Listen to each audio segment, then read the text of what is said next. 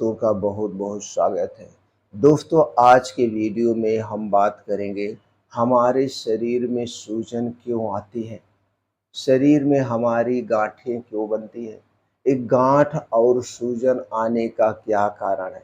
अगर यही सूजन और गांठ जब बनी रहती है तो किस बीमारी का रूप लेती है, इससे बचा कैसे जाए, इससे बचने का उपाय क्या है। दोस्तों, जो हमारे शरीर में सूजन आती है और गांठ आती है, इसके जिम्मेदार कौन है? क्या यह ऊपरी देन है, या हमारे गलत खान पान, गलत दिनचर्या, या ऐसी कोई खाने पीने की चीज है जिसे खाने पीने से ये सूजन और बढ़ जाती है। इसमें दोस्तों हमें क्या अपनाना चाहिए, इससे संबंधित आज के वीडियो में सारी जानकारी शेयर करने वाले हैं। दोस्तों, इस वीडियो को ध्यान से अंत तक सुनिएगा। सुनने के बाद अगर आप हमारी जानकारी से संतुष्ट हैं तो इस वीडियो को ज़्यादा से ज़्यादा लोगों तक शेयर करें, क्योंकि दोस्तों ये हमारे शरीर में जब सूजन बढ़ जाती है, गांठें बन जाती है, तो आगे चल के कई गंभीर समस्याओं को जन्म देती है। जैसे यही गांठें आगे चल के कभी टीबी की गांठ बन जाती है, कभी यही गांठें कैंसर का कारण बनती है। तो दोस्तों, इसके बारे में जानना बहुत ज़रूरी है। तो चलिए सबसे पहले हम दोस्तों ये जान लेते हैं, ये सूजन हमारे शरीर में क्यों आती है, किन किन कारणों से होती है, और इससे हमें बचना क्या चाहिए, इसके जिम्मेदार क्या हैं। दोस्तों, ये शरीर में जब सूजन आती है, सूजन आने के एक कारण नहीं है, कई कारण हैं। आप देखते होंगे कभी आपके आँखों के नीचे सूजन आ जाती है, कभी आपके चेहरे पे सूजन आ जाती है, और आपको लगता है कि हम मोटा हो रहे हैं, मोटा नहीं हो रहे हैं। ये जो सूजन होती है एक चिकनापन होती है, और जब आप सुबह उठते हैं तो ये सूजन ज़्यादा रहती है, धीरे धीरे दिन में कम हो जाती है। तो दोस्तों, अगर आँखों के नीचे है या आपके चेहरे पे सूजन नज़र आ रही है, तो सबसे पहले आपको सतर्क होने की ज़रूरत है।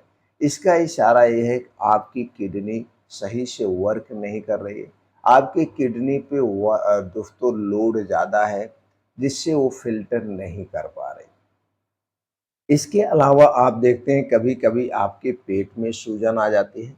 अगर पेट में सूजन आ जा रही तो इसके कई कारण हो जाते हैं। कभी-कभी पेट फूल जाता है, अगर पेट फूल रहा है तो इसका मतलब ये है कि आपका खाना सही से डाइजेस्ट नहीं हो रहा है, या आपका पेट बहुत ज़्यादा फूला हुआ है, उस पे दबाने पे नहीं दब रहा है, तो आपको समझ लीजिए लीवर से संबंधित कोई समस्या है। कभी-कभी दोस्तों देखिए गाँठों में सूजन आ जाती है। अगर गाँठों में सूजन आ रही है तो जान लीजिए यूरिक एसिड बढ़ रहा है। तो गाँठों में दर्द भी होगी उसके साथ-साथ। अगर गाँठों में दर्द भी हो रही है तो जान लीजिए रूमेटाइड अर्थराइटिस, अर्थराइटिस यानी गठिया रोग की शिकायत बढ़ रही है। शरीर में वात रोग बढ़ रहा है, यूरिक एसिड बढ़ रही है। अगर आपके पैरों में सूजन आ रही जब आप सुबह उठते हैं, तो पैरों में सूजन आना इसका मतलब है कि आपका सही से किडनी वर्क नहीं कर रही है। आप जो कुछ भी खा पी रहे हैं वो सही से डाइजेस्ट नहीं हो रहा है, शरीर में नहीं हो रहा। तो इसके लिए हमें कुछ जाँचें करवानी चाहिए और तुरंत डॉक्टर से संपर्क करना चाहिए। कभी-कभी आप देखते हैं दोस्तों, हम एकाएक हमारा वज़न बहुत ज़्यादा बढ़ने लगता है, हम मोटापे के शिकार हो जाते हैं, यानी कि हमारे शरीर में फैट बहुत ज़्यादा हो रहा है। फैट होने के कारण शरीर में सूजन आ रही है। अगर ये सूजन आ रही है तो फैट ज़्यादा बढ़ रहा है, तो हमें उसे कंट्रोल करना पड़ेगा। इसके अलावा दोस्तों आप देखते होंगे कभी गले के बगल में गांठ हो जाती है, कभी शरीर में कहीं गांठें हो जाती है, कभी अस्तन में कहीं गांठें हो जाती है, कभी शरीर के अंदर के भाग में कहीं गांठें हो जाती हैं, या कभी आपके शरीर में कहीं-कहीं गांठें हो जाती हैं। अगर ये सारी गांठें हो रही तो आप बहुत ज़्यादा फैटी चीज़ें ले रहे हैं, वही फैट सही से डाइजेस्ट नहीं हो रहा है, जिसके कारण आपके शरीर में बहुत ज़्यादा गांठें बन रही हैं। अगर आपने इसे समय पे ध्यान नहीं दिया तो यही गांठ कभी-कभी दोस्तों आपके शरीर में जब पुरानी हो जाती है तो दोस्तों वहाँ पे कैंसर जैसी समस्याएं होने लगती हैं। और इसी में कुछ गांठें ऐसी होती हैं, अगर एक गांठ हो रही है तो इसके गांठ के कारण आपको फीवर हो सकता है।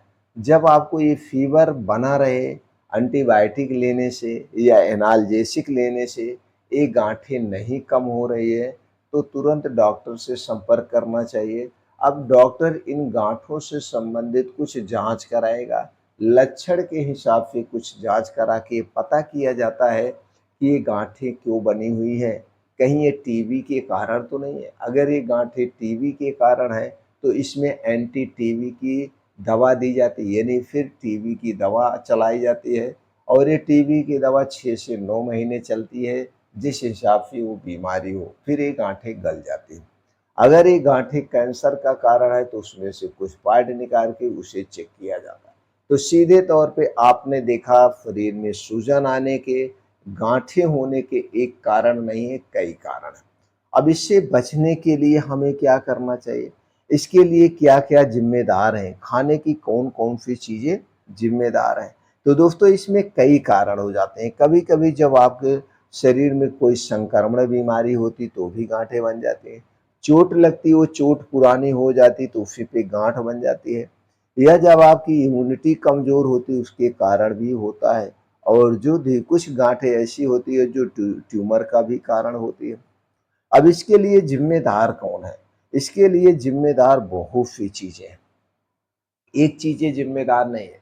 सबसे पहले तो हम बात कर लेते हैं दोस्तों, आज का जो पर्यावरण है और लाइफ स्टाइल भी जिम्मेदार है। जैसे धुआं, धूम्रपान, अगर आप बहुत ज़्यादा धूम्रपान का सेवन कर रहे हैं, बीड़ी, सिगरेट, तंबाकू का सेवन कर रहे हैं तो इसके कारण भी गले में सूजन आना या फिर आपके पेट में सूजन आना, इसका बहुत कारण है। अगर आप बहुत ज़्यादा शराब का सेवन कर रहे हैं तो शराब पीने के कारण लीवर और किडनी इन्फेक्शन होते हैं, लीवर में सूजन आती है, लीवर सिरोसिस हो जाता है, लीवर फेल होने के चांसेस होते हैं। अधिक मात्रा में शराब पीने से दोस्तों किडनी में फर्क पड़ता है, किडनी दोस्तों क्या हो जाती है, किडनी खराब होने के चांसेस होते हैं, जिसके कारण आपके शरीर में सूजन आए। ये सारे कारण हो गए और कुछ कारण ऐसे हैं जैसे आपकी डाइट, डाइट सूजन को बढ़ाती है। दोस्तों हमारा रिसर्च और अनुभव यही कहता है, प्रोसेस्ड फूड, प्रोसेस्ड फूड में कई ऐसी चीज़ें मिलाई जाती हैं। जैसे प्रोसेस्ड फूड का मतलब ये हुआ, मान लीजिए प्रोसेस्ड किया गया फूड कितने प्रकार के होते, कई प्रकार के होते। जो चीज़ें आपके घर पे ना हो, घर से बाहर बनाई गई हो, चाहे वो दुकान में बनाई गई हो, चाहे वो बहुत बड़ी फैक्ट्री में बनाई गई हो। जैसे एग्जाम्पल के लिए मान लीजिए बिस्किट बन रहा है, तो बिस्किट बनाने में कई तरह के प्रोसीजर किए जाते हैं, कई चीज़ें जो डाली जाती है वो हमारे स्वास्थ्य के लिए हानिकारक है। इसी से हम समझ लेते हैं, मान लीजिए बिस्किट बन रहा है तो बिस्किट किससे बनता है? मैदे से बनता है। रिफाइन किए गए तेल या पामोलिन ऑयल में उसे छाना जाता है, जैसे पूड़ी छानी जाती है। अब मैदा मैदा है, मैदे के साथ चीनी डाली जाती है, इसमें नमक डाला जाता है। स्वाद बढ़ाने के लिए इसमें बेस डाला जाता है, कलरफुल बनाने के लिए इसमें आर्टिफिशियल कलर डाला जाता है। अब ये आर्टिफिशियल कलर भी आपके स्वास्थ्य के लिए हानिकारक है। इसमें जो बेस डाला जा रहा है स्वाद बढ़ाने के लिए वो भी हानिकारक है। अब ये सारी चीज़ें डाल के उसे आटे को गूँथा जाता है। आटा गूँथ करके छोटे-छोटे बिस्किट के आकार बनाए जाते हैं। उसके बाद तेल या रिफाइन में इसे छाना जाता है। अब दोस्तों ज़रा सोचिए, मान लीजिए आप घर पे यही चीज़ बना रहे हैं, तेल या रिफाइन में छान रहे हैं। इसे छान करके आप किसी एयर टाइट कंटेनर में बंद करके रख दीजिए। अब इसे आप कितने दिन तक खा सकते हैं? ज़्यादा से ज़्यादा 1 हफ्ते तक अगर फ्रिज में रखें, नहीं तो 15 दिन तक। इसके बाद ये क्या होगा? इसमें फफूंदी लग जाएगी, ये बिस्किट सड़ने लगेगा, खाने लायक नहीं रहेगा। लेकिन ज़रा सोचिए, यही बिस्किट जब फैक्ट्री में बनता है, इसे हम 6 महीने बाद खाते हैं। तो 6 महीने तक ये खराब क्यों नहीं होता है? इसका सीधा-सा मतलब है इसे प्रिजर्वेटिव किया गया है। प्रिजर्वेटिव का मतलब एक प्रकार का ज़हर होता है, जो कीड़े से बचाता है, जो सड़ने गलने से बचाता है। तो यही हम दिन-रात प्रोसेस्ड किया गया मीट जब खाते हैं, तो यही प्रिजर्वेटिव, यही आर्टिफिशियल कलर, यही स्वाद जाके हमारे पेट में जाता है, आँतों में जाता है, जो वहाँ पे जमने लगता है। जब आँतों में यही बाहर की प्रोसेस्ड की गई ज़्यादा चीज़ें खाएँगे तो आँतों में सूजन आती है। फिर क्या होता है, कब्ज़, गैस, एसिडिटी बनती है। तो खाने-पीने के जितने भी प्रोसेस्ड किए गए फूड हैं, अगर आप इन्हें अधिक मात्रा में सेवन कर रहे हैं, बहुत ज़्यादा मात्रा में, तो ये आपके शरीर में कई सारी समस्याएँ पैदा करता है। इसके अलावा होता है दोस्तों रिफाइन किया गया तेल। रिफाइन किए गए तेल में ट्रांस फैट होता है जो सूजन को बढ़ाता है, कई सारी समस्याएँ होता है। इसके अलावा बहुत अधिक मात्रा में कार्बोहाइड्रेट वाली चीज़ें खाना, जैसे सफ़ेद ब्रेड, शुगर, मैदा और चीनी, स्वीटेड टिफ़ जैसे ट्रांस फैट्स और अत्यधिक प्रोसेस्ड किया गया रेड मीट, फास्ट फूड सूजन को बढ़ा सकते हैं। इसलिए दोस्तों इन सारी चीज़ों से आपको दूरी बनाना होगा। अगर आप बहुत ज़्यादा हाई मात्रा में कैलोरी वाली चीज़ें ले रहे हैं तो कैलोरी वाली चीज़ें भी शरीर में मोटापे का कारण बनती है, और जब हमारा शरीर मोटापे का शिकार होता है तो कई सारी समस्याओं से दोस्तों शिकार होता है। तो ये आप समझ चुके हैं, यानी जो ये डाइट है ये भी जिम्मेदार है, गलत खान-पान, गलत लाइफ़स्टाइल भी जिम्मेदार है। तो हमें करना क्या है? हमें सबसे पहले अपने लाइफ़स्टाइल को बदलना है। लाइफ़स्टाइल का मतलब ये हो गया, अगर आप इन सारी समस्याओं से बचना चाहते हैं, तो दिनचर्या और लाइफ़स्टाइल पे विशेष ध्यान देना है। आपके शरीर में किसी भी प्रकार की सूजन है वो खत्म हो जाएगी। करना क्या है? सबसे पहले छोटा-सा काम करिए, आप घर से बाहर की बनी हुई जितनी चीज़ें हैं, खाना-पीना बंद कर दीजिए।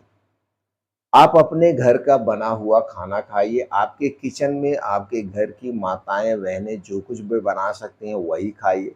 आपके घर में चीनी, मैदा, रिफाइन किया गया नमक या रिफाइन किया गया तेल ना लाइए। रिफाइन किए गए नमक के स्थान पर हिमालयन सॉल्ट लाइए। इसके अलावा सीधा नमक का प्रयोग कर सकते हैं। रिफाइन किए गए तेल के अलावा आप जाके चक्की से खुद तेल निकलवाइए, इस तेल का प्रयोग करिए। चीनी, मैदा तो हमें लेना नहीं है। तो आपके मन में विचार आएगा खाएँ क्या? तो दोस्तों सबसे पहला सीधा-सा सवाल है, आपका खाना 80% नेचुरल चीज़ों पर आधारित होना चाहिए। नेचुरल चीज़ों की बात करें तो हरी साग-सब्जियाँ, ताज़े मौसमी फल, बीन्स, ड्राई फ्रूट्स इन्हें आप भिगो के लीजिए, मोटे अनाज का सेवन करिए। इन चीज़ों में सबसे अधिक मात्रा में न्यूट्रिएंट, फाइटोकेमिकल्स पाए जाते हैं। इसमें कई प्रकार के एंटी इन्फ्लेमेटरी तत्व पाए जाते हैं जो शरीर में सूजन होने से बचाते हैं। हरी साग सब्जियों में सभी प्रकार के प्रोटीन्स, विटामिन्स पाए जाते हैं। ऐसे कुछ हमारे किचन में चीज़ें हैं जो शरीर में के सूजन से बचाती हैं, जैसे हल्दी हो गया, अदरक हो गया, तो हमें कभी हल्दी पानी लेना चाहिए, कभी अदरक पानी लेना चाहिए। नीम की पत्तियाँ हो गया, तुलसी की पत्तियाँ हो गईं, ये सारी चीज़ें एक प्रकार की एंटीबायोटिक का काम करती हैं। इनका सेवन हमें लेना चाहिए। उसके अलावा दिनचर्या में सबसे पहले आप रात के खाने में बदलाव करिए। आपके शरीर की हर एक प्रकार की सूजन को खत्म कर देगा। वो खाने में क्या परिवर्तन करना है? दोस्तों आप 4 महीने के लिए ट्राई करके देख लीजिए। रात का खाना सूर्य डूबने के 1 घंटे पहले खाइए। चाहे गर्मी हो, चाहे ठंडी हो, चाहे बारिश हो। सूर्य डूबने के बाद कभी मत खाना। सूर्य डूबने के 1 घंटा पहले खाना-पीना शुरू कर दीजिए। फिर देखिए आपके शरीर में क्या बदलाव आता है। आपके शरीर में चाहे किसी भी प्रकार से सूजन आई हो, मोटापा आया हो, अपने आप कम होने लगेगा। सूर्य डूबने के बाद खाने के नाम पे कुछ भी नहीं खाना है। पीने के तौर पे सिर्फ हम पानी पी सकते हैं, सादा पानी पी सकते हैं। खाने के तौर पे कुछ ना खाइए, आप करके देखिए। अगले दिन दिन की शुरुआत खाने से कब करेंगे? अगले दिन दिन की शुरुआत आपके 9 बजे के बाद होनी चाहिए। यानी कि जो 15 घंटे का डेली आप उपवास कर रहे हैं, यही 15 घंटे का उपवास आपके शरीर के लिए अमृत का काम करेगा। आपके शरीर से हर एक बीमारी को दूर कर देगा, आपके शरीर की इम्यूनिटी स्ट्रॉन्ग बना देगा। अगर ये आप रोज करते हैं और 4 महीने में फ़र्क आपके सामने होगा। आपके शरीर में कोई भी छोटी-बड़ी बीमारी उसके लिए जो भी आप मेडिसिन ले रहे हैं, वो मेडिसिन की खुराक कम होना शुरू हो जाएगी 4 महीने में। 4 महीने में आप जिस भी उम्र में हैं ऐसे लगेगा कि जैसे आपकी उम्र ही 10 साल कम हो गई। आपके अंदर वो जोश, ताकत, एनर्जी आ जाएगी। इसे सभी फॉलो करना चाहिए। एक करके देखिए। दूसरा काम दोस्तों, रोज़ 2 घंटे का समय निकालिए। योगा, प्राणायाम, मॉर्निंग वॉक हमें ज़रूर करना चाहिए। इसके लिए हमें ऐसे स्थान पे जाना चाहिए जहाँ पे मिट्टी हो, हरी घास हो, वहीं पे नंगे पाँव करना है। दोस्तों, जब हम नंगे पाँव धरती पे चलते हैं, पैर रखते हैं, तो हमारा शरीर धरती से अर्थ लेता है। अर्थ बहुत ज़रूरी है अपने आप को चार्ज करने के लिए। हमारा शरीर अपने आप को चार्ज कर लेता है, तो 24 घंटे में रोज़ सुबह 2 घंटे हमें धरती माता से जुड़ना चाहिए।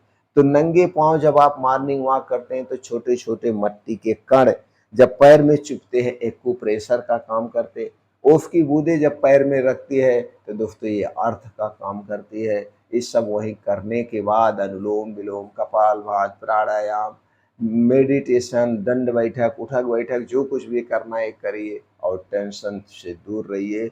शराब को ना करिए। कोल्ड ड्रिंक, शराब, ठंडा पेय पदार्थ, ये सारी चीज़ें हमारे शरीर के लिए नुकसानदेह हैं, शरीर में सूजन को बढ़ाती हैं। ये सब छोड़ के लाइफ़स्टाइल अपनाइए, फिर देखिए आपके शरीर में दोस्तों कैसा बदलाव होता है। आपको कभी डॉक्टर के पास जाने की ज़रूरत नहीं पड़ेगी।